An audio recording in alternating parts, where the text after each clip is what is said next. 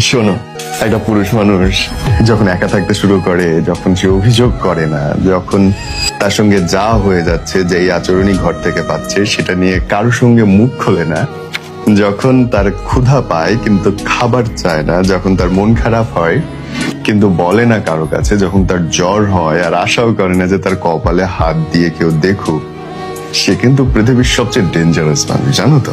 তার কোনো কিছুর জন্য পেছন ফিরে তাকাইতে হবে না। তার কিন্তু শেকড় থাকে না।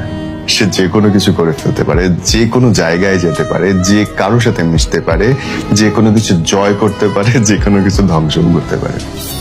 যখন কোনো ছেলে মানুষ, পুরুষ মানুষ কথা বলা বন্ধ করে, ইমোশনালি অ্যাটাচমেন্টটা চায় না, তখন সে পৃথিবীর সবচেয়ে শক্তিশালী অস্ত্র। কিসের পারমাণবিক বোমা ভাই, এর চেয়ে ভয়ঙ্কর কিছু নাই। সো তোমার ছেলেটা, তোমার পুরুষটা যদি কথা বলা বন্ধ করে তোমার সাথে,